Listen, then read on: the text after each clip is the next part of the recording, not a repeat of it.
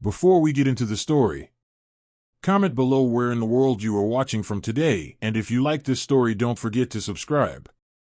Michael Jordan's story begins in the small town of Wilmington, North Carolina, where his competitive spirit first started to take shape. As a young boy, Jordan wasn't always the most talented player on the court, but he made up for it with sheer determination. His love for basketball began when he was just a kid, spending hours in his backyard, shooting hoops and honing his skills. His early years were not marked by instant success, but by an unshakable drive to improve. Jordan was cut from his high school basketball team as a sophomore, a moment that could have crushed many young athletes. But for Michael, it was a catalyst that only fueled his fire. Rather than accept defeat, Jordan used that rejection as motivation. He spent the next year working relentlessly to get better. He pushed himself beyond his limits, and it was in those moments of hard work that his love for the game solidified. His high school coach, who initially doubted him, soon saw the results of his effort. Jordan's talent blossomed, and by his senior year, he was considered one of the top players in the state. Jordan's rise to stardom continued when he joined the University of North Carolina, where he played under legendary coach Dean Smith. It was here that he would experience his first taste of true national recognition. As a freshman, Jordan's game-winning shot in the 1982 NCAA championship against Georgetown catapulted him into the spotlight. That clutch moment was more than just a highlight. It was the moment that showed the world Michael Jordan had the ability to rise to the occasion when it mattered most. His confidence soared, and the rest of his college career was marked by an unrelenting drive to improve and win. Jordan's time at UNC helped shape him into the player he would become. He worked tirelessly to expand his game, from improving his shooting and ball handling to becoming a fierce defender. Coach Smith, who had always believed in his potential, provided the structure and discipline Jordan needed. But it was Jordan's innate competitiveness and his desire to be the best that truly set him apart. His time in college didn't just prepare him for the NBA, it instilled in him the mentality that would define his career for years to come. After just 3 years at UNC, Jordan declared for the 1984 NBA draft. By this time, he was one of the most highly anticipated prospects in the country, but even with all the hype, there were still questions about how he would transition to the professional game. Some wondered if his game would translate to the next level, but Jordan, as always, was undeterred. He was ready for the challenge. The Chicago Bulls selected Jordan with the 3rd overall pick in the 1984 NBA draft, and he immediately became the face of the franchise. The team was far from a championship contender at the time, but Jordan's arrival signaled a shift. Even in his rookie season, he showcased the talent and skills that would soon make him a household name. He finished his first season averaging 28.2 points per game and was named Rookie of the Year. Jordan's ability to score in a variety of ways, whether it was through acrobatic layups, jump shots, or dunks, quickly made him one of the most exciting players in the league. His athleticism, combined with a basketball IQ that was beyond his years, made him an instant star. Despite his individual success, Jordan found himself on a Bulls team that was still in the midst of rebuilding. Chicago wasn't ready to contend for a championship yet, and the team's struggles mirrored Jordan's frustration. He wasn't accustomed to losing, and as he continued to develop as a player, the pressure to turn the Bulls into contenders mounted. Jordan's desire to win, to elevate his teammates, and to prove that he could lead a team to greatness became his driving force. The early years of Jordan's career were filled with both personal growth and team struggles. The Bulls had talent, but they lacked the cohesion and leadership needed to make a serious playoff run. Jordan, though, was determined to change that. He spent countless hours in the gym, constantly pushing himself to get better. His game evolved year after year, and by the end of his 3rd season, it was clear that Jordan was becoming not just the best player on his team, but one of the best players in the league. As Jordan continued to dominate the regular season, he began to shift the expectations for his team. He knew he had the ability to take over games, but he also realized that in order to win a championship, he would need help. Enter Scottie Pippen, the Bulls forward who would become Jordan's key running mate. Their partnership didn't develop overnight, and it took time for them to figure out how to play off each other's strengths. But once Pippen found his rhythm, the dynamic between the two became one of the most unstoppable duos in NBA history. By 1989, the Chicago Bulls had become a legitimate contender, but they still faced one major obstacle: the Detroit Pistons. The Pistons, known for their bad boys persona, were a physical team that dominated the Eastern Conference. The rivalry between the Bulls and Pistons became one of the most heated in NBA history, with Detroit always seeming to have the upper hand. For years, Jordan's Bulls came up short in their battles with the Pistons, unable to break through. But Jordan refused to be beaten. His determination only grew stronger. He knew that in order to win a title, he would need to figure out a way to overcome the Pistons' grueling defense and physicality. The battle with the Pistons came to a head in the 1991 Eastern Conference Finals. The Bulls, now equipped with a strong supporting cast and a deeper understanding of their team's dynamics, faced their rivals with a newfound resolve. The series was a defining moment for Jordan, a chance for him to prove that he could lead his team past their biggest obstacle. The Bulls defeated the Pistons in a 4-game sweep, and the victory was symbolic of Jordan's growth as a player and leader. It was the first time he had truly overcome the mental and physical toughness of the bad boys, and it set the stage for the Bulls' first NBA championship. With the Pistons out of the way, the Chicago Bulls were poised to make their mark on the NBA. Jordan had shown the world that he could lead his team to the ultimate prize, and the 1991 championship was just the beginning. The Bulls, now a team with chemistry and depth, were ready to launch themselves into the NBA stratosphere, and Michael Jordan was their shining star, determined to prove that this championship was just the start of something much bigger. The quest for greatness was far from over. In the aftermath of the 1991 NBA championship, Michael Jordan was no longer just a great player, he was now a winner. The Bulls, under Jordan's leadership, had broken through the barriers that had previously stood in their way. The championship was a testament to his growth as a player and as a leader. Jordan had proven that not only could he dominate individual games, but he could also elevate his teammates to the highest level of competition. Yet, even with the title in hand, Jordan wasn't satisfied. For him, greatness wasn't about just one championship, it was about establishing a dynasty. The 1991-92 season began with high expectations, and Jordan's focus was sharper than ever. He was more determined to prove that his success was no fluke, and that the Bulls were not just a one-hit wonder. The road to a second championship was going to be even tougher, but Jordan was up for the challenge. His skills had only improved, and he had become even more dominant on both ends of the floor. The pressure was mounting, but Jordan's resolve was unwavering. He would be the one to carry the Bulls through whatever challenges lay ahead. The new season began with an unrelenting pace, and the Bulls found themselves navigating through a competitive and often cutthroat league. The Eastern Conference was filled with talented teams like the New York Knicks, the Cleveland Cavaliers, and the defending Eastern Conference champions, the Detroit Pistons. But none of these teams could match the hunger and focus of the Bulls. The team had an identity now, a championship identity. With Scottie Pippen flourishing as one of the league's premier players and key contributors like John Paxson, Bill Cartwright, and Horace Grant playing their roles to perfection, the Bulls were ready for another run at the title. Jordan's leadership was the key to the team's success. His ability to lead by example, combined with his relentless work ethic, set the tone for the entire team. He didn't just expect excellence from his teammates, he demanded it. He set high standards, and anyone who played alongside him knew that they had to meet those expectations. It wasn't always easy. Jordan could be tough on his teammates, but they respected him because they knew that his intensity was what drove the team's success.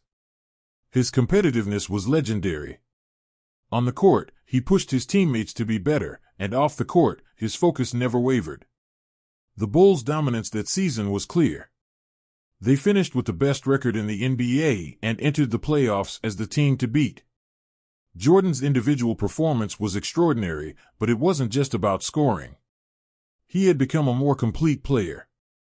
His ability to set up teammates, to lock down opponents defensively, and to manage the game had developed to a level that few could match. He was no longer just a scorer, he was the ultimate all-around player. The 1992 NBA playoffs saw the Bulls face off against familiar opponents, including the tough New York Knicks in the first round and the pesky Cleveland Cavaliers in the semifinals. Each series tested the Bulls, but they remained relentless, ultimately making it to the Eastern Conference Finals to face the defending champions, the Detroit Pistons. The rivalry between the Bulls and Pistons had been building for years, and this year, the Bulls were ready to finally finish what they had started. The Pistons had ruled the Eastern Conference with their physical, no-holds-barred style of play. They had been the team that Jordan and the Bulls had to overcome if they were ever going to be considered a true championship contender. The Pistons were not just a team, they were an obstacle, one that Jordan had circled for years. The previous season, the Bulls had finally overcome their mental block by sweeping the Pistons in the Eastern Conference Finals, and now, in 1992, they were ready to finish the job. The series was intense, with both teams playing with everything on the line. The Pistons were determined to defend their title, but Jordan's Bulls were determined to prove that they were the new kings of the East. In Game 4 of the series, the Bulls, led by Jordan's relentless scoring and leadership, secured a hard-fought win that sealed the series. For Jordan, this victory was especially sweet. The Pistons had been the team that had defined the East for years, but now, it was the Bulls who were on top. With the Pistons out of the way, the Bulls moved on to the NBA Finals, where they faced the Portland Trail Blazers. The Blazers, led by Clyde Drexler, were a formidable opponent, but the Bulls were in a league of their own. Jordan was on fire, and the Bulls' team chemistry was at its peak. Game 1 of the Finals was one of the most memorable performances of Jordan's career. He scored 35 points in the first half alone, setting the tone for the entire series. Jordan was nearly unstoppable, and his offensive display was a clear signal that the Bulls were here to win. In the finals, Jordan was at his absolute best. His scoring, passing, and leadership were unmatched, and the Bulls cruised to a 4-2 series victory. Jordan was named Finals MVP for the second straight year, a testament to his ability to take over the game and perform in the most crucial moments.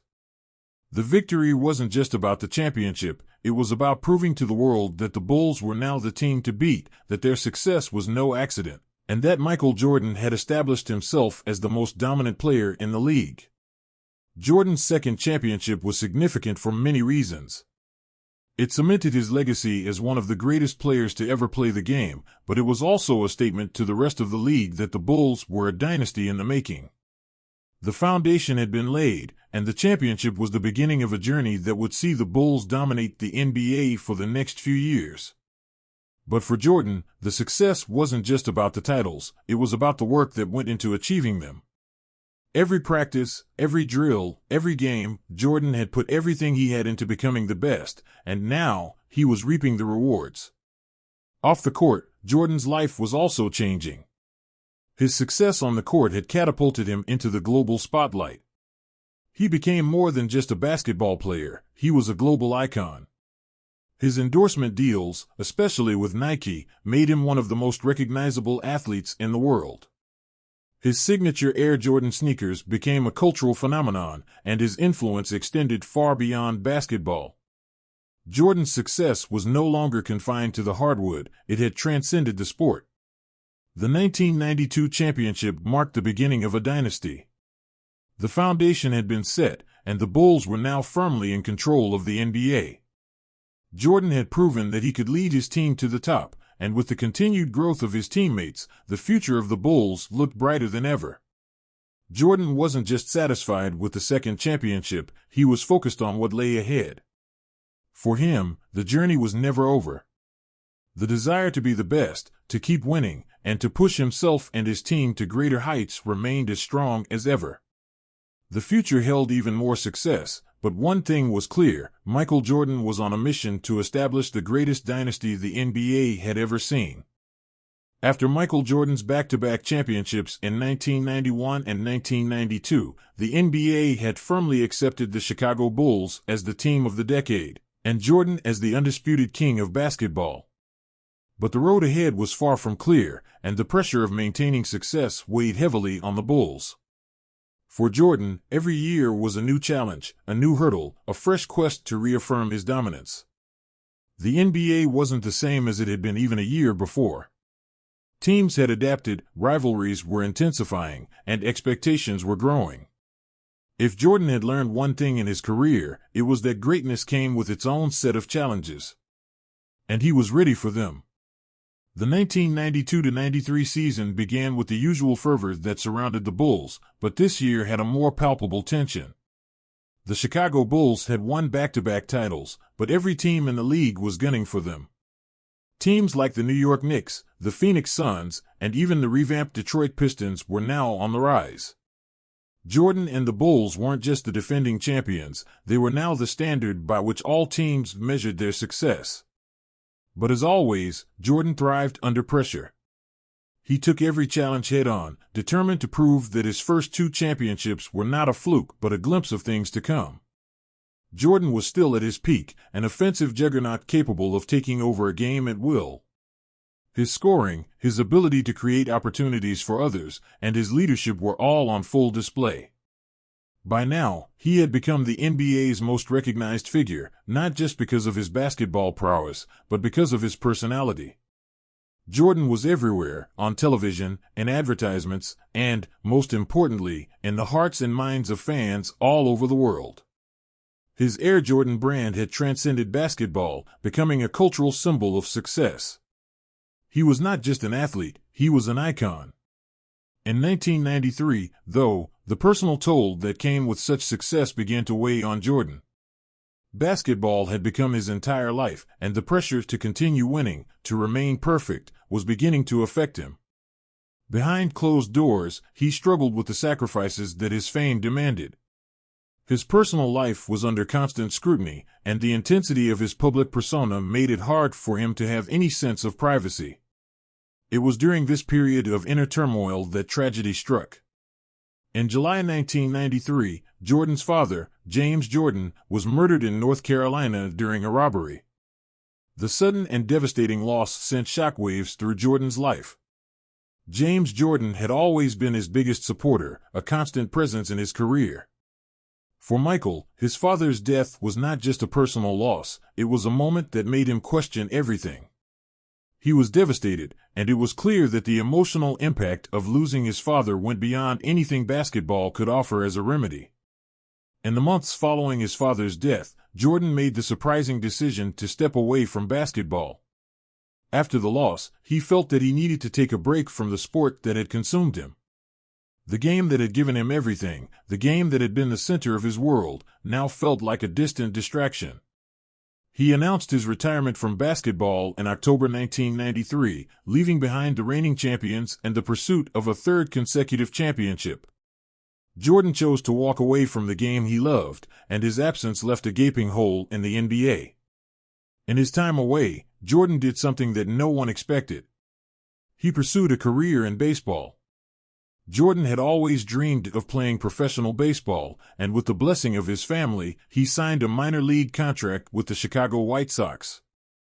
He played for the Birmingham Barons, a Double-A affiliate, a move that seemed like a way to take his mind off the overwhelming grief of his father's death. Baseball was a challenge. Jordan was not the natural baseball player he had been on the basketball court, but his competitive nature did not allow him to back down from the challenge. He worked hard every day, and slowly but surely, he began to improve. While his stats didn't exactly shine in the minor leagues, his efforts were respectable.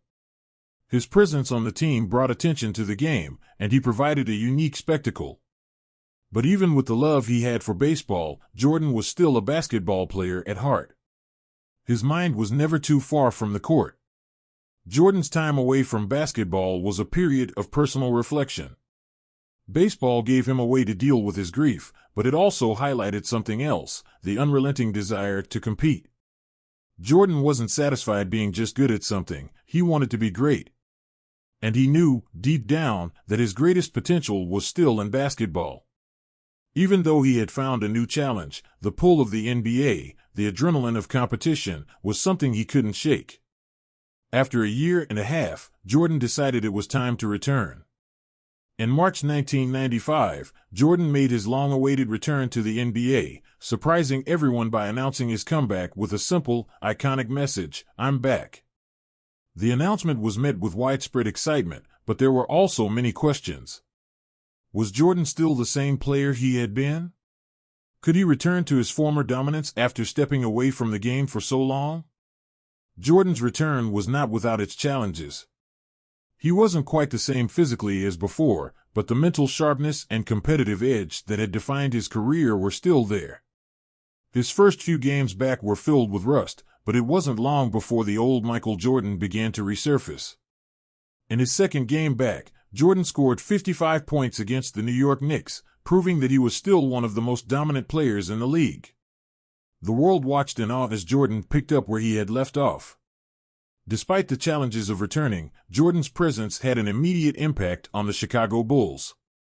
His leadership, skill, and experience turned a struggling team into an immediate contender. The chemistry between Jordan and the Bulls was unmistakable. He was the engine that drove the team forward, and his return elevated not just his own game, but the entire team's performance. With Scottie Pippen still playing at an elite level, the Bulls quickly regained their championship pedigree. The 1995-96 season proved to be one of the most successful in NBA history. The Bulls, led by a rejuvenated Jordan, finished with an NBA best 72-10 record. Jordan's return had sparked a new wave of energy within the team. The Bulls were no longer just a group of talented players, they were a well-oiled machine that could dominate anyone who stood in their way. The team was as focused and cohesive as ever, with Jordan leading the charge. The Chicago Bulls were no longer underdogs. They were the team to beat. Michael Jordan had come back not only to prove that he was still the best player in the world, but to reaffirm that he was the leader of a dynasty that was just getting started. The Bulls' dominance in the 1995-96 season culminated in a victory over the Seattle Supersonics in the NBA Finals, where Jordan was named Finals MVP for the fourth time. He had returned to the mountaintop, proving to the world that even after a break from basketball, his legacy as the best player to ever play the game was as strong as ever. This victory wasn't just about the trophy, it was about Jordan proving to himself and the world that he could still rise above, that he could overcome anything, and that his competitive drive would never fade. The road ahead would be filled with more obstacles, more challenges, but for Michael Jordan, the quest for greatness was far from over. The 1995-96 season was a defining moment for Michael Jordan. Having returned from his unexpected hiatus, he was once again the centerpiece of a Chicago Bulls team primed for greatness. The energy in Chicago was palpable, and the basketball world was watching with anticipation, wondering whether Jordan could still be the force he had been before. The pressure to deliver a third championship loomed large, but if anyone was equipped to meet that challenge, it was Jordan. His presence on the court made everything seem easier, and his leadership had transformed the Bulls into not just a contender, but the team to beat. The Bulls, with Jordan back in the fold, were a revelation. They finished the regular season with an incredible 72-10 record, the best in NBA history at the time. The team was clicking on all cylinders, with Scottie Pippen excelling in his role as Jordan's right-hand man. The combination of Jordan's brilliance and Pippen's versatility allowed the Bulls to overwhelm opponents in ways that were almost unfair. The addition of key role players like Steve Kerr, Tony Kukoc, and Luke Longley brought depth to the team, and the defensive mentality instilled by coach Phil Jackson made the Bulls one of the most well-rounded teams in NBA history. For Jordan, the 1995-96 season was about more than just proving that he could still perform at an elite level. It was about reaffirming his place at the top of the game. The championship was important, of course, but Jordan had always craved validation. His return to the game after his first retirement and his brief time in baseball was proof to the world, and to himself, that he had unfinished business. His desire to win had never wavered. If anything, his time away from basketball had fueled a new determination, a hunger that was impossible to ignore. The regular season was just the beginning of the Bulls' dominance. When the playoffs began, the competition only grew fiercer, but Jordan's resolve was unwavering. Every game felt like an opportunity for him to remind the world of why he was considered the best player in the NBA. He didn't need any added motivation to play at the highest level. His competitive fire was always burning. But with each series, he would add more fuel to the fire. The Chicago Bulls were not going to be stopped, not now, not after everything they had worked for. The first challenge came in the form of the Miami Heat in the first round of the playoffs. Though the Heat had some talented players, they were no match for the sheer force of the Bulls. Jordan's leadership was evident from the start, and his ability to take over games was as sharp as ever. The Bulls swept the Heat, with Jordan averaging over 30 points per game, and the team moved on to the next round. There were no doubts, Jordan was back, and the Bulls were ready for whatever came next. In the Eastern Conference Finals, the Bulls faced the Orlando Magic. The Magic were a young, up-and-coming team led by the dominant center Shaquille O'Neal and the versatile Penny Hardaway. The Magic had given the Bulls trouble earlier in the season, and there was a sense that they could be a serious challenge. However, Jordan had other plans. He played with the intensity and focus that only he could bring, and despite O'Neal's dominance in the paint, the Bulls outclassed Orlando at every turn. Chicago won the series 4-0, with Jordan delivering the kind of performances that made him nearly unstoppable. His 45-point outburst in Game 4 was a testament to his greatness and his ability to perform under pressure. By the time the Bulls reached the NBA Finals, they were a well-oiled machine, firing on all cylinders. Their opponent was the Seattle Supersonics, led by Gary Payton, Shawn Kemp, and Detlef Schrempf. The Supersonics were a tough, defensive-minded team that could match the Bulls' intensity. However, Jordan's presence was enough to swing the series in the Bulls' favor. The series was hard-fought, but Chicago took a 3-0 lead early on, and while the Supersonics managed to win Game 4, it was clear that they had no answer for the Bulls. Jordan's leadership, combined with the play of his teammates, was too much for Seattle to overcome. The Bulls clinched the championship in Game 6, winning their fourth title in 6 years. Jordan was named Finals MVP for the fourth time in his career, further cementing his place in NBA history. His performance throughout the playoffs was nothing short of spectacular. He averaged 30.4 points per game in the finals, and his ability to perform in clutch moments proved once again that when it mattered most, Jordan was the player you wanted on your team. But it wasn't just the scoring, his defense, his passing, and his overall leadership were what truly set him apart. Jordan wasn't just the best player on the court, he was the heart and soul of the Bulls.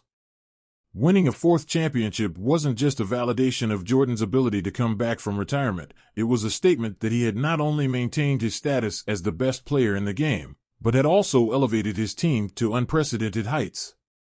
The Chicago Bulls had become a dynasty, and Michael Jordan was at the center of it all. He was no longer just chasing a personal legacy, he was creating a team legacy that would go down in history. But even with the championship, Jordan was never one to rest on his laurels. His competitive drive remained as intense as ever. He knew that the quest for greatness was ongoing, and the 1996-97 season would offer new challenges. The landscape of the NBA was changing, and teams like the Utah Jazz, with Karl Malone and John Stockton, were starting to rise to prominence. Jordan and the Bulls knew that every season brought new obstacles. But as always, Jordan was ready.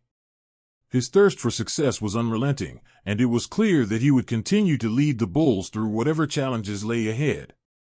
Off the court, Jordan's life continued to evolve. His commercial success was at an all-time high, with the Air Jordan brand growing into a global sensation. His endorsement deals, his appearances in commercials, and his influence in popular culture made him more than just a basketball player.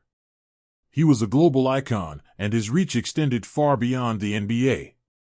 But even with all the fame, Jordan remained focused on his mission, to win, to be the best, and to lead the Bulls to more championships. As the 1997-98 season approached, there was a sense of finality hanging in the air. Jordan, now in his mid-30s, was getting older.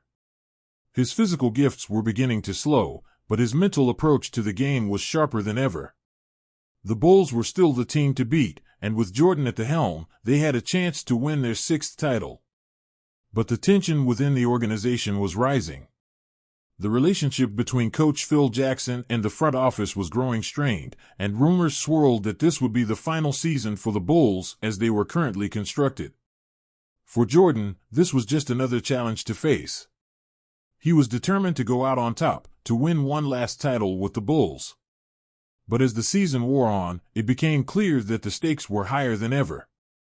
Jordan had accomplished everything he could with the Bulls. 6 championships, countless accolades, and a legacy that had solidified his place as the greatest basketball player of all time. But the question remained, could he pull off one last miracle, one final run at immortality? The stage was set for one of the most dramatic seasons in NBA history, and Michael Jordan was ready to show the world that he had one more championship left in him. As the 1997-98 NBA season unfolded, Michael Jordan and the Chicago Bulls found themselves at the crossroads of a dynasty in its final stages. This would be the last season for this legendary team, a fact that was acknowledged by every player, coach, and member of the organization. For Jordan, it was a season filled with emotional highs and lows. He was determined to make it a perfect ending, but the pressure was mounting. His body wasn't what it once was, and the uncertainty about what would happen after the season loomed large. Still, Jordan's competitive spirit remained as fierce as ever. By the time the season tipped off, the Bulls had won 5 championships, and the hunger for a 6th was palpable. The team's chemistry, honed over the years, remained intact.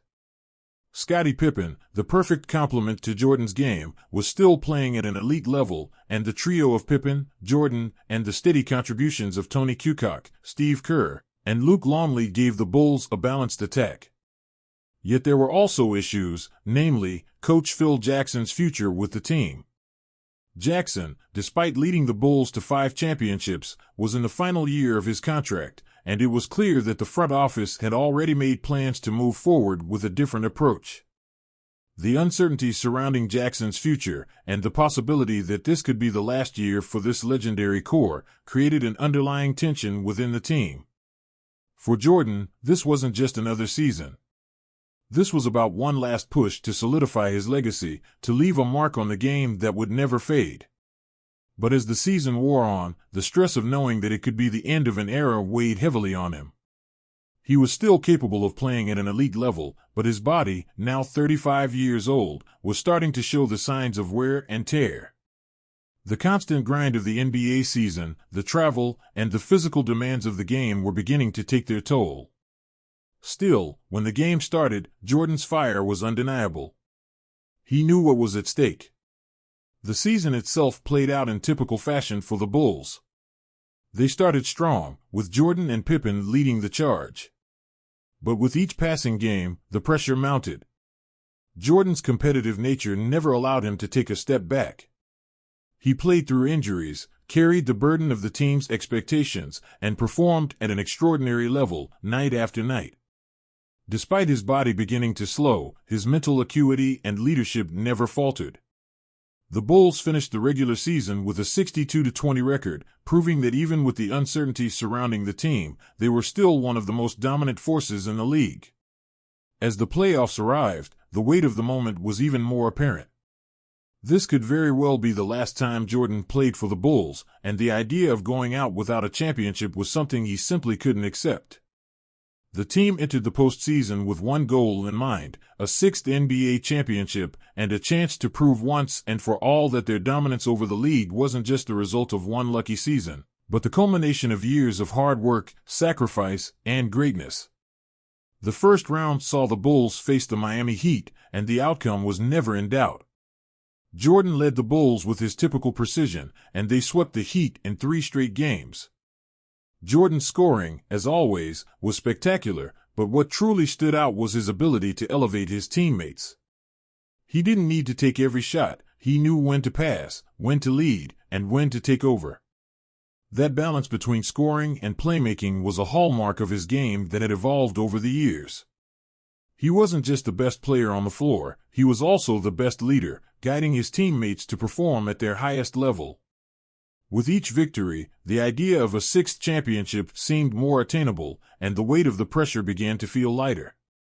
The next challenge came in the form of the Charlotte Hornets in the second round. The Hornets were a scrappy team, led by the formidable Alonzo Mourning, but they weren't prepared for the Bulls' intensity and the relentless drive of Michael Jordan. The series was a hard-fought battle, but the Bulls were simply too much.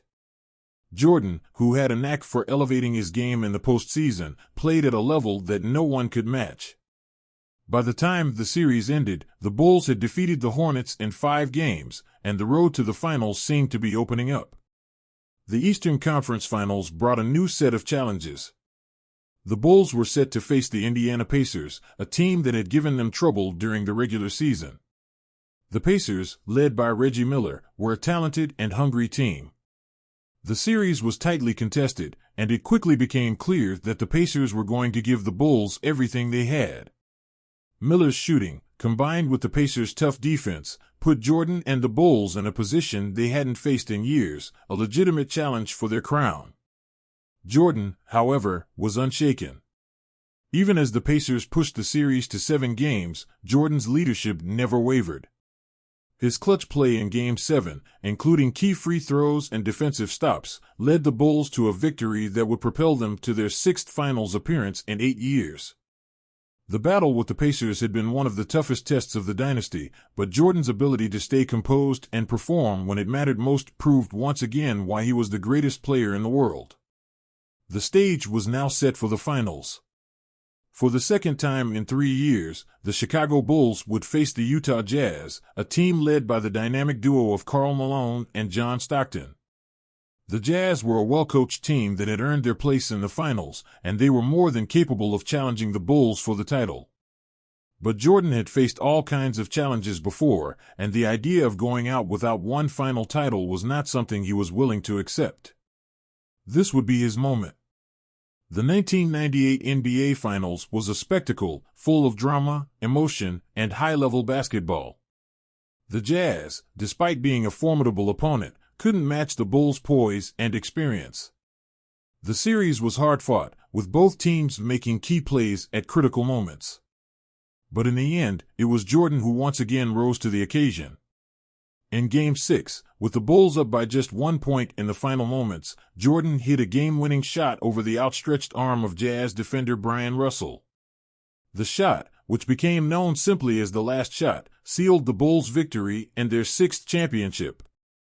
Jordan had done it. His 6th NBA title, his 6th Finals MVP, and his final championship as a Chicago Bull. It was the perfect ending to a career that had redefined what it meant to be a champion. He had led his team through adversity, navigated the pressures of being the greatest, and capped it all off with a performance that would go down in history as one of the most iconic moments in the sport. As Jordan stood on the podium, holding the championship trophy one last time, the weight of the moment was clear. This was not just the end of a season, it was the end of an era. The Chicago Bulls dynasty was over, and Michael Jordan's reign as the greatest player the NBA had ever seen had come to a close. The world had witnessed his greatness for over a decade, and as he left the court for the final time, there was no doubt that Michael Jordan's legacy would live on forever. The greatest to ever play the game had finished what he started, and basketball would never be the same. In the years following Michael Jordan's second retirement in 1999, basketball fans and the world at large wondered if they would ever see his like again. Jordan had left the game at the pinnacle of his career, having won 6 NBA championships, 5 MVPs, and achieving everything a player could dream of. He had established a dynasty that would go down in history as one of the most dominant in sports. But Jordan's absence left a void in the league, one that no other player could fill at the time. While players like Kobe Bryant and Tim Duncan were rising to prominence, none could carry the weight of Jordan's legacy. Despite stepping away from the game, Jordan's presence was still felt in the NBA. His influence had transcended basketball, and his success had made him a global icon. His Air Jordan brand with Nike had revolutionized the sneaker market, becoming synonymous with both high performance and cultural cachet. He was no longer just an athlete, he was a business mogul, an ambassador for basketball, and a symbol of greatness. His legacy, though, was more than just what he accomplished on the court, it was also about how he changed the way the game was viewed and played. However, in 2001, Jordan shocked the world once again by announcing his return to the NBA. This time, he wasn't returning to the Chicago Bulls, the team where he had built his dynasty. Instead, Jordan signed with the Washington Wizards, a team that had struggled for years to find its footing in the league. His decision to return at 38 years old was met with both excitement and skepticism. Could Jordan, now older and coming off a lengthy hiatus, still perform at the level that had made him the greatest of all time? Jordan's return to the NBA wasn't motivated by a desire to prove himself again or to chase another championship, though both of those things were part of the equation. The real motivation seemed to be Jordan's love for the game. He was a player who had been defined by his competitiveness, and after spending a few years away from the sport, he wanted to see if he could still do what he had always done, dominate. But beyond that, Jordan's return was also about mentorship. He was joining the Washington Wizards not only to play, but to help mentor the young players on the team, including the emerging star Jerry Stackhouse. Jordan's presence was expected to elevate the team, and he quickly became a stabilizing force for the franchise. While Jordan wasn't able to return to the form that had made him a six-time champion with the Bulls, his impact on the court was still significant. He averaged 22.9 points per game in his first season back and proved that he still had the skills to compete with the league's top players. His jump shot, his basketball IQ, and his clutch performances remained intact. Jordan didn't just score points, he still understood the game at a level that few players ever could. Despite his individual success, the Wizards were not a championship-caliber team. The roster was filled with young talent, but there was a lack of depth and experience that made it difficult for the team to make a real push for the title. Jordan's leadership, however, was still evident. His example in practice and on the court was invaluable to the younger players. Jordan wasn't just a player, he was a mentor. He pushed Stackhouse, Kwame Brown, and the rest of the team to become better players, sharing his vast knowledge of the game. While the Wizards failed to make significant noise in the postseason during Jordan's tenure, his return had a lasting impact on the team and on the league. Jordan's comeback also had a cultural impact. The NBA was at a crossroads in the early 2000s, with new stars like Kobe Bryant, Tim Duncan, and Shaquille O'Neal dominating the headlines. While these players had their own unique styles, none could match Jordan's cultural influence. His return to the Wizards reignited global interest in the NBA. His games were broadcast worldwide, and arenas across the country were packed with fans eager to see the legend back in action. Jordan's impact transcended basketball, his influence was felt in fashion, music, and the general public's understanding of greatness. As Jordan's second stint in the NBA continued, the inevitable questions about his future began to emerge. How long would he continue to play? What was next for the legend who had already done it all? In 2003, after 2 seasons with the Wizards, Jordan made the decision to retire for a second time. His farewell wasn't as emotional as his first one with the Bulls. There was no last championship, no grand finale on the grand stage. But Jordan's legacy was sealed long before his final game in a Wizards uniform. During his second retirement, Jordan's focus shifted once again. While his playing days were over, his involvement in basketball wasn't finished. In 2010, Jordan made a groundbreaking move when he became the majority owner of the Charlotte Hornets, a franchise that had long struggled to find success. For many, this was an unexpected move. Jordan had built his reputation on his on-court abilities, not his business acumen. But those who knew Jordan understood that he was not someone who could be satisfied simply watching from the sidelines. Ownership of the Hornets gave him an opportunity to influence the game in a new way. Jordan's impact as an owner was far from immediate. The Hornets were in the midst of a rebuilding phase, and there were few expectations that the franchise would quickly become a contender. But Jordan's leadership style, which had always been focused on excellence, slowly began to make its mark.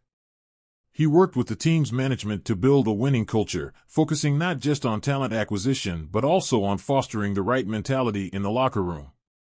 It wasn't an easy road, but Jordan's dedication to the franchise was undeniable. He was no longer leading by example on the court, but his presence was still felt. As an owner, Jordan faced a new set of challenges. His role was more behind the scenes, shaping the franchise's future through decisions on draft picks, trades, and player development. The Hornets' success was not immediate, but over the years, Jordan's leadership helped build a foundation for future growth. Despite the team not winning a championship during his tenure, Jordan's impact on the Hornets was significant. His influence on the team's culture, his guidance to the players, and his ability to inspire those around him were as important as any of his individual achievements. While Jordan's ownership career was still unfolding, his legacy in the NBA remained as strong as ever. The debate about who was the greatest player of all time continued to rage on, but for many, Michael Jordan remained the definitive answer. His 6 championships, 5 MVP awards, and the countless records he set were a testament to his greatness. But what set Jordan apart from many other legends was not just his success, but the way he changed the game. He didn't just play basketball, he redefined what it meant to be great. Jordan's journey, from his early days in Wilmington to his second retirement and his role as an owner, showed the world that greatness doesn't happen by accident. It happens through an unrelenting desire to improve, to challenge oneself, and to elevate those around you. Michael Jordan's legacy, both as a player and as an owner, has had a lasting impact on basketball. His influence continues to shape the NBA and the sports world, as his story will continue to inspire future generations of athletes and leaders.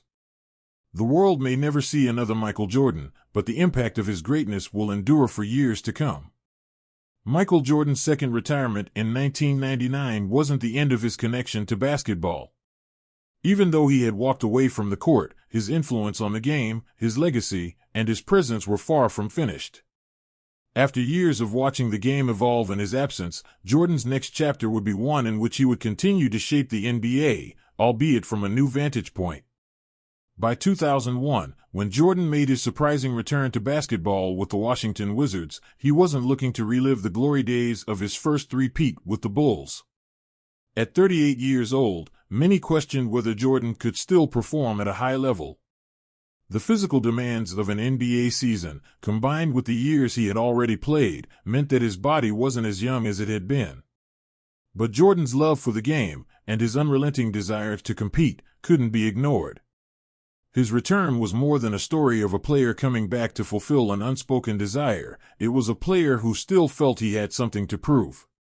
Jordan's comeback was never about proving he was still the best player in the world. It was about proving that he still had the drive, the mentality, and the ability to contribute to the game he loved. He had already achieved everything possible in basketball, but his relentless competitive nature meant that the game had never left him.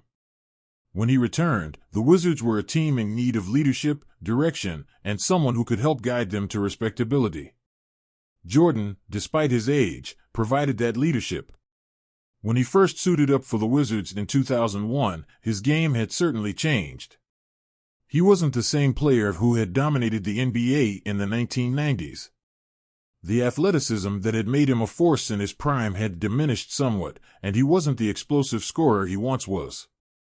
But what Jordan lacked in physical ability, he more than made up for with his basketball IQ, leadership, and work ethic. He knew how to control the game without relying solely on his athleticism. The fundamentals of the game, his ability to read opponents, and his knack for performing in clutch moments were still sharp. His presence on the floor was as commanding as ever. Even though Jordan wasn't the clear-cut best player on the team, his impact was undeniable. The Wizards, who had been struggling in the years prior, began to show signs of improvement with Jordan at the helm. His leadership, his intensity in practice, and his guidance of the younger players were invaluable. He was teaching them how to compete, how to approach each game, and how to perform under pressure. Jordan's work ethic remained a standard for the team, and his attention to detail made everyone around him better. But Jordan's time with the Wizards wasn't without its challenges. The team wasn't a championship contender, and despite Jordan's efforts, the Wizards struggled to build the kind of team chemistry needed to compete for a title. However, this was not a failure on Jordan's part. It was simply a reflection of the fact that, while he could still perform at an elite level, the team around him was not built to contend. Nevertheless, Jordan continued to work with the young players, helping them develop and reach their potential. While Jordan's time with the Wizards didn't end in another championship, it had a lasting impact on both the franchise and the league. His return to the court brought the NBA's attention back to the Washington Wizards, drawing fans and media coverage that had long eluded them. Even in the later stages of his career, Jordan was still a major draw for fans, and his games sold out across the country. His return proved that his influence wasn't limited to just his playing days, it extended to the very culture of basketball. At the same time, Jordan's return to the NBA and his continued success on the court meant that the debate over who was the greatest player of all time would continue to rage on.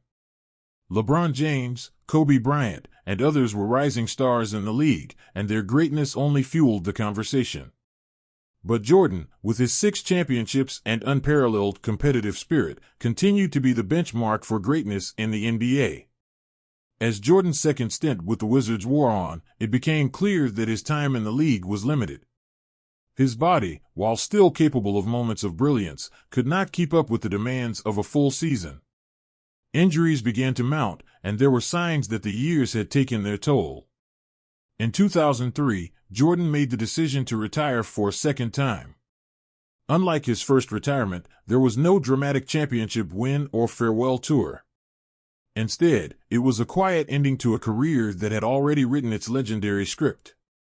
Jordan's retirement marked the end of an era for both the NBA and the Washington Wizards. The impact of his time with the Wizards was more significant than anyone had expected. Despite the lack of championships, Jordan's presence had elevated the team, and his leadership had made a lasting impression on the players and coaches who had the privilege of playing alongside him. His impact on the franchise went far beyond wins and losses. It was about showing the players what it took to be great. Following his second retirement, Jordan shifted his focus to a new challenge. In 2010, he became the majority owner of the Charlotte Hornets, taking on the role of a team executive. This move was unexpected, but for Jordan, it was another way to impact the game he loved. After all, his competitive drive had never disappeared. Now, as an owner, Jordan had the opportunity to shape a team, to influence the culture of an organization, and to guide a new generation of players. As an owner, Jordan approached the game with the same determination he had as a player. He wasn't content just being a figurehead, he was deeply involved in the team's day-to-day operations, working with the front office, management, and coaching staff. His goal was to build a competitive team, and though the Hornets' success was slow to come, Jordan's leadership began to pay off in the long run.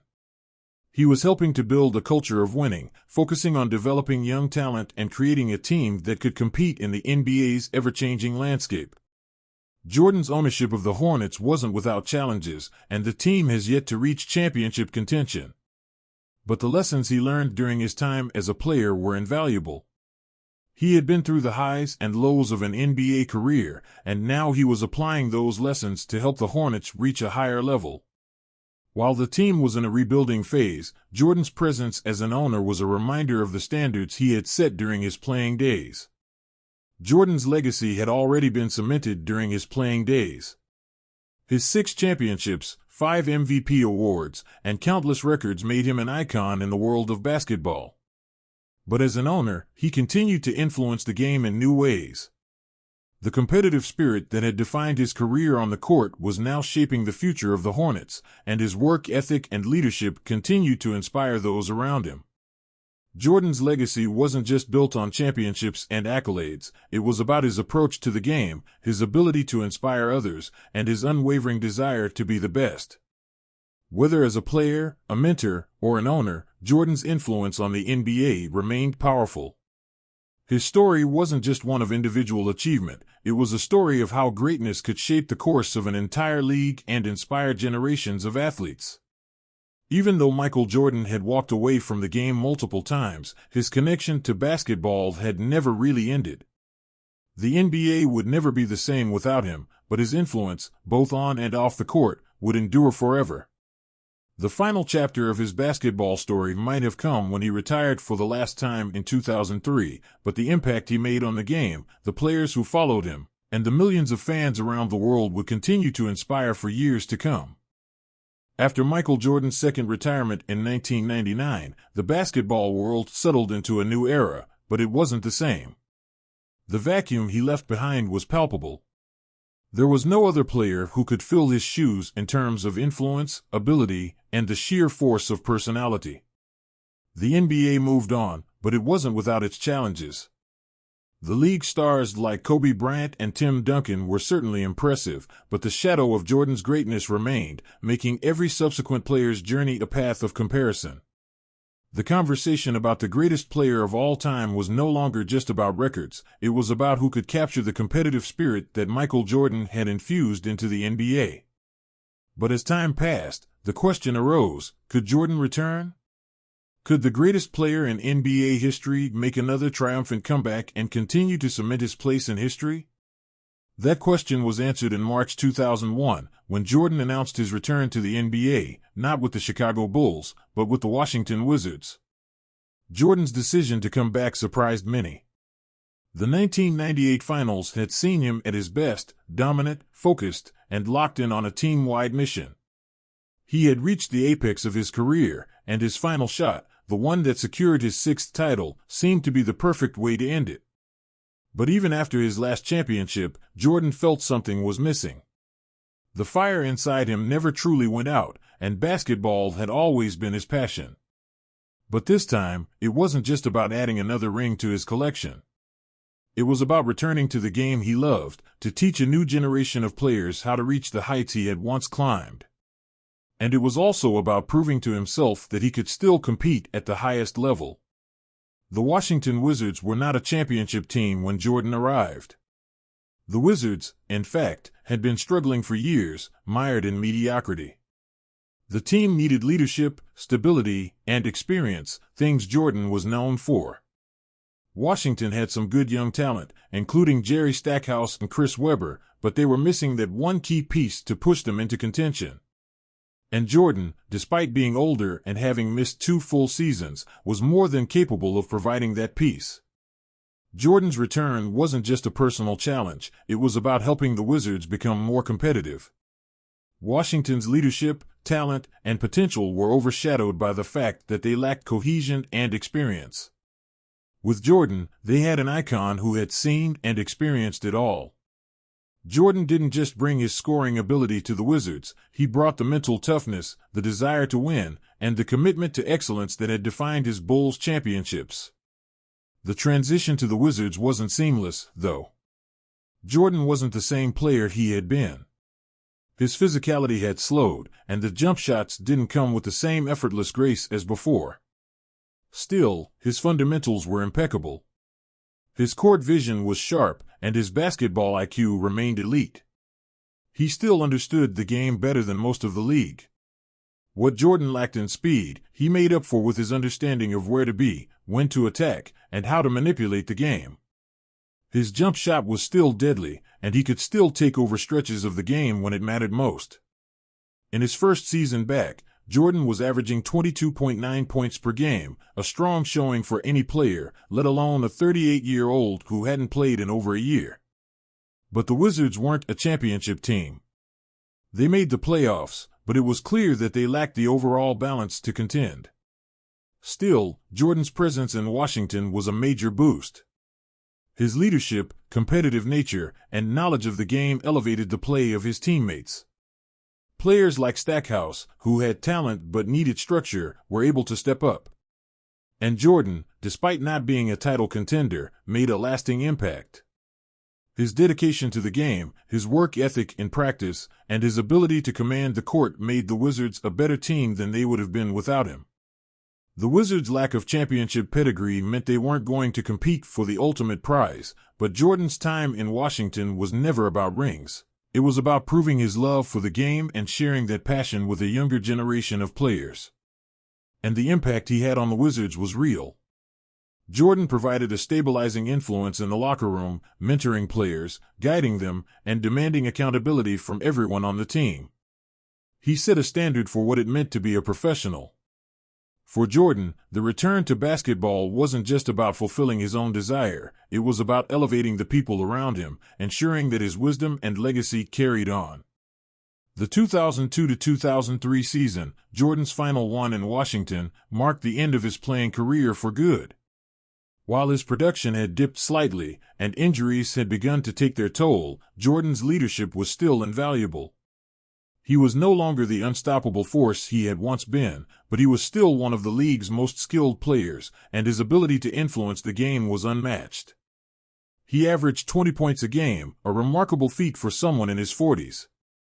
In his final season, Jordan still had moments of brilliance, including a 51-point game against the Charlotte Hornets, proving that despite the wear and tear of time, he could still summon the magic that had made him a legend. But after this season, Jordan knew it was time to retire for good. Jordan's second retirement, though, was different from his first. This time, he was stepping away not only from basketball, but from his second chance at proving his greatness in a new context. His time in Washington had not been about chasing more championships, it had been about teaching, mentoring, and experiencing the game from a new perspective. For Jordan, basketball had always been more than a career, it was a way of life. And although his playing days were over, his journey in the world of basketball was far from complete. In the years following his retirement, Jordan became involved in the business side of basketball. In 2010, he became the majority owner of the Charlotte Hornets, taking a step into the executive world. This move was both a natural progression for Jordan and a new challenge. As a player, he had been involved in every aspect of the game, mentoring teammates, leading practices, setting the tone in the locker room. Now, he would apply that same drive to the business side, focusing on building a team that could eventually contend for championships. Jordan's desire to win had never waned, and now, as an owner, he was focused on using his knowledge and experience to guide a new generation of players and executives. The transition from player to owner was not without its difficulties. The Hornets were a team in need of direction, and despite his influence, Jordan's early years as an owner were marked by setbacks. The franchise struggled to build the same kind of dynasty that Jordan had helped create in Chicago, but his work ethic and leadership continued to shape the team. Even as the Hornets faced challenges, Jordan's presence was a stabilizing force, guiding the team through the rebuilding process. He was building something that would one day bear his imprint, even if it wasn't a quick fix. Jordan's role as an owner was a new chapter in his life, one that showed his commitment to basketball and his unyielding desire to be involved in every part of the game. But it also reminded everyone that his legacy was far more than just the sum of his championships. It was about his understanding of the game, his ability to elevate those around him, and his unwavering belief that greatness could be achieved through hard work, perseverance, and mental toughness. As time went on, Jordan's influence on the game of basketball remained as strong as ever. His story would continue to inspire the next generation of players, and his impact on the NBA would never fade. From his playing career to his leadership as an owner, Michael Jordan's place in basketball history was undeniable. He had changed the game in countless ways, and his legacy would endure for generations to come. Whether as a player or a mentor, Michael Jordan's influence on the game was, and continues to be, unmatched. By the time Michael Jordan retired for the second time in 2003, basketball had changed.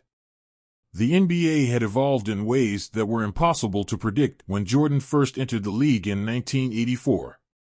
His return with the Washington Wizards had demonstrated that he could still perform at an elite level despite the passing of time, but it also highlighted the changing nature of the game. Younger players like Kobe Bryant, Tim Duncan, and LeBron James were beginning to rise, and the landscape of the league was shifting. Yet, even as Jordan stepped away from the game, his influence on the sport, both on and off the court, remained unmatched. Jordan's second retirement was different from the first. This time, he knew that his playing days were over for good. His body had begun to show signs of wear, and the mental and physical demands of an 82-game season had taken their toll. But even in retirement, Jordan remained a figure of unmatched influence. His legacy as the greatest basketball player to ever play the game was secure, but his journey wasn't finished. His story had already transcended the boundaries of basketball, and his impact on the sport was only beginning to be fully understood. In the years following his retirement, Jordan's focus shifted away from the court and into the world of basketball ownership.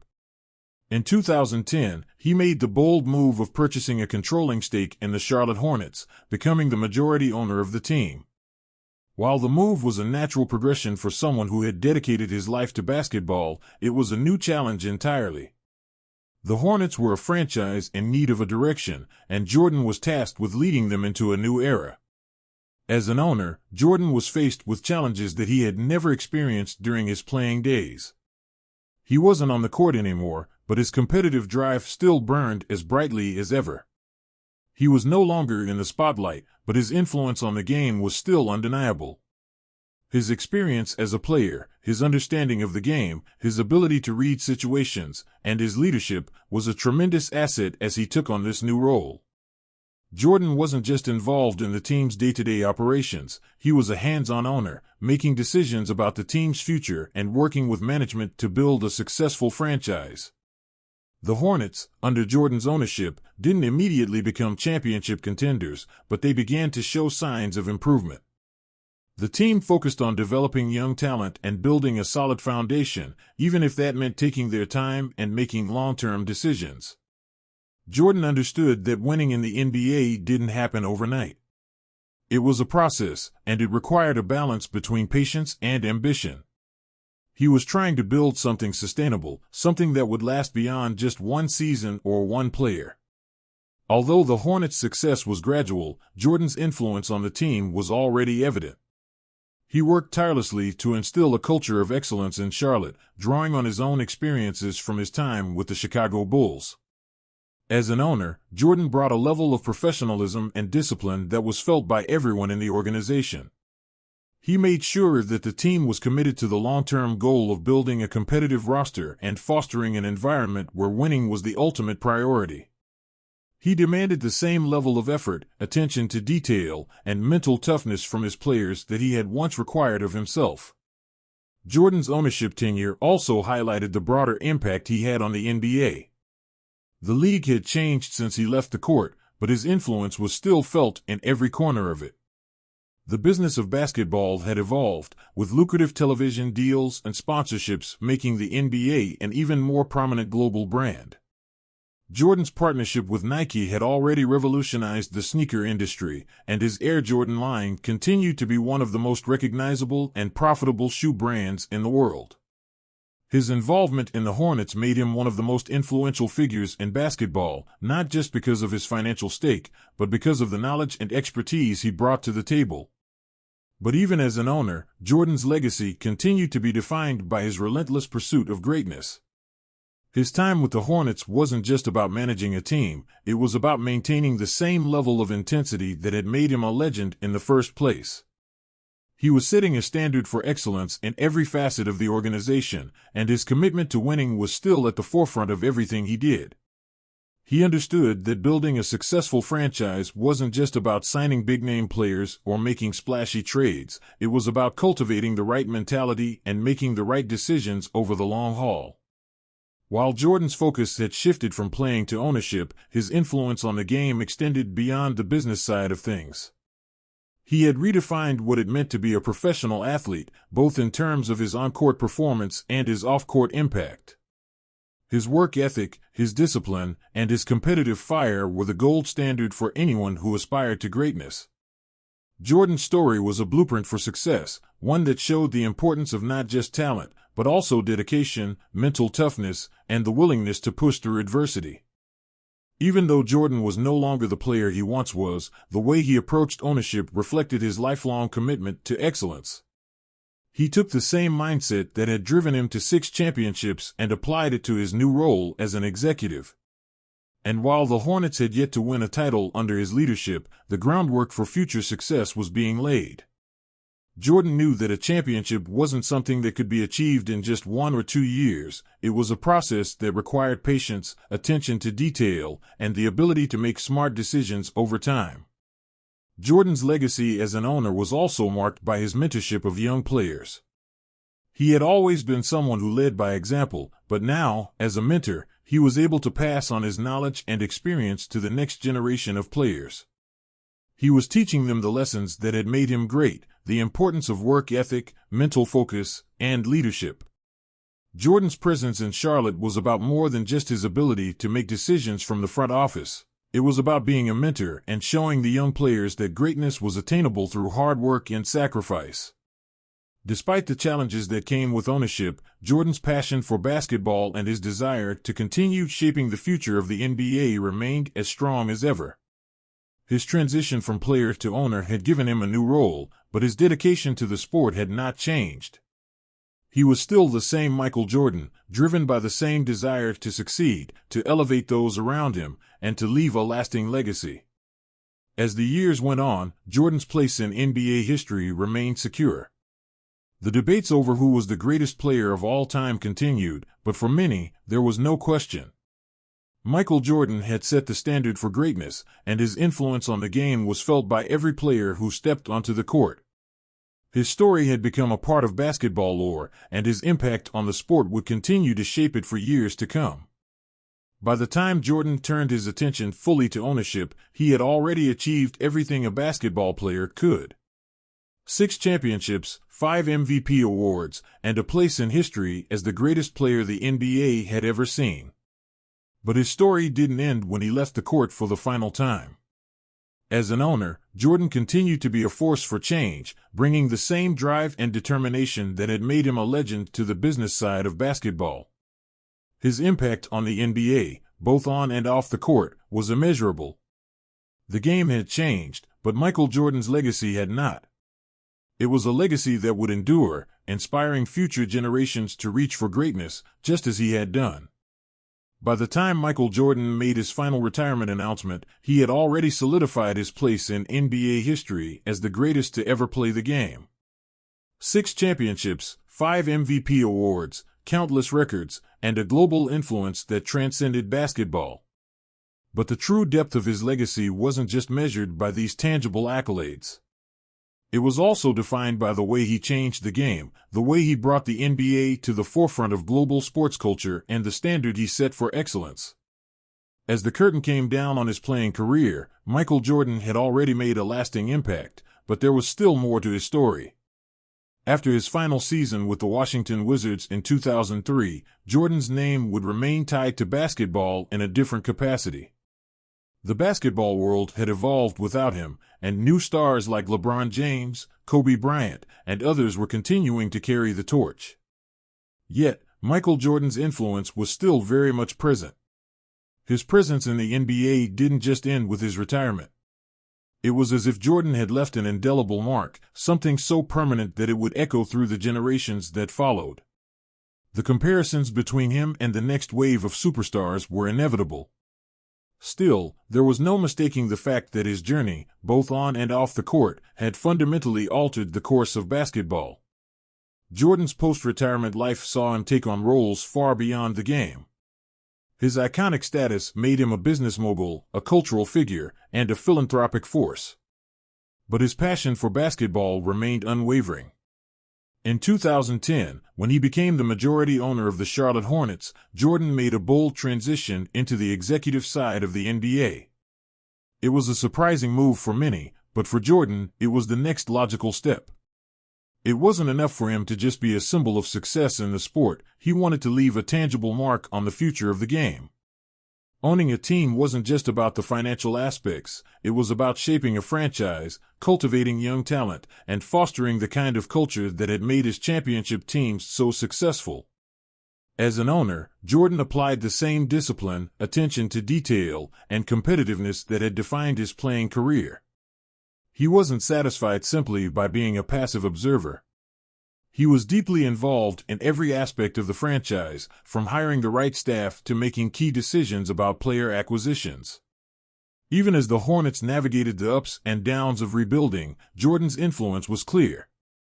The lessons he had learned in his career were now being passed on, not just to the players, but to the management and coaching staff as well. His competitive fire, now aimed at team building, began to shape the Hornets into a franchise that could compete in the NBA. Still, Jordan's work in Charlotte was just one part of his evolving legacy. His Air Jordan brand with Nike continued to grow, becoming one of the most iconic brands in sports history. His shoes were no longer just basketball footwear, they had become cultural symbols of success, style, and aspiration. Jordan's name and image were associated with everything that was cool and dominant, far beyond the basketball courts. The impact of his brand influenced not just athletes, but entire generations of young people worldwide.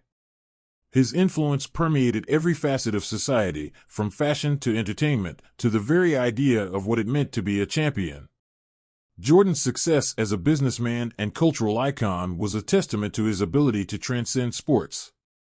His legacy was no longer just about basketball, it was about shaping the way the world viewed success. But through all of his business ventures, endorsements, and cultural achievements, Jordan never forgot his roots. Basketball had always been his first love, and his contributions to the game were far from over. In retirement, he continued to mentor younger players, teaching them about the importance of work ethic, mental toughness, and how to handle the immense pressure that comes with being a superstar. His presence at games, in interviews, and in various NBA initiatives showed that Michael Jordan was still very much a part of the fabric of the league. Despite the generational shift that had taken place, Jordan's place in basketball remained unmatched. The conversations surrounding the greatest players of all time were often filled with names like LeBron James, Kobe Bryant, and others, but for many fans and analysts, the argument was still centered around one name: Michael Jordan. His 6 championships with the Bulls, his clutch performances in the finals, and his ability to elevate the play of everyone around him made him a living legend. There was always going to be a comparison, Jordan versus LeBron, Jordan versus Kobe, but for all the great players who followed him, Jordan was still the standard by which greatness was measured. He had redefined what it meant to be the best, and his influence remained a benchmark for excellence. But even with all the accolades and achievements, the true measure of Jordan's legacy was in the way he changed the game of basketball itself. When he entered the league in the 1980s, the NBA was a different place. It was a sport that was still struggling for mainstream popularity, especially outside the United States. Jordan not only helped elevate the league's profile, but he also turned the NBA into a global phenomenon. He gave the world the face to associate with greatness, with a player who could transcend borders and language barriers. His influence on the global scale was unprecedented, and it paved the way for future NBA stars to build their own brands and legacies. Jordan's impact on the game also extended to the way players approached their careers. He set a new standard for what it meant to be a professional. His work ethic, his approach to competition, and his relentless drive to improve were things that players now used as the blueprint for success. For generations to come, Jordan's career would serve as the example to follow. His mindset, his Jordan mentality, became something that every young player aspired to. They wanted to be the best, just like Mike. They wanted to win like Mike. And yet, despite all of this, Michael Jordan remained a humble figure. He was aware of the power he had in the world of sports, but he didn't let it define him. His focus was always on improving, on pushing himself, and on helping those around him reach their potential. Whether it was mentoring his teammates during his playing days, teaching young players in his post-retirement years, or guiding the Hornets as an owner, Jordan's dedication to excellence was his true legacy.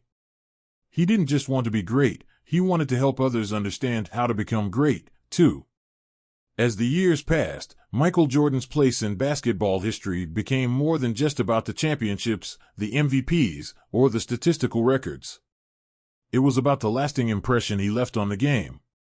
His influence was evident in every aspect of the sport, from the way players trained and prepared, to the business side of the game, to the way fans connected with the league. Jordan didn't just play basketball, he changed the sport. His name would forever be associated with greatness, and the impact he had on the NBA would be felt for generations. Even as time passed, Jordan's influence on basketball continued to grow. His legacy wasn't just built on what he achieved on the court, but on how he helped to build the foundation for the game's future. He inspired players to push their limits, to believe in themselves, and to never settle for anything less than greatness. And in doing so, Michael Jordan cemented his place as not just a basketball player, but as one of the most influential figures in sports history. In the end, Michael Jordan's story was one of triumph, resilience, and leadership. He defined what it meant to be the best, and in doing so, he changed the game of basketball forever. His journey had come full circle. He had built a dynasty, led the game to new heights, and inspired generations. And his legacy, marked by greatness, hard work, and an unshakable belief in himself, would live on in the heart of every player who picked up a basketball. The story of Michael Jordan, the greatest basketball player to ever play the game, would never truly end. His legacy would endure for as long as the sport itself.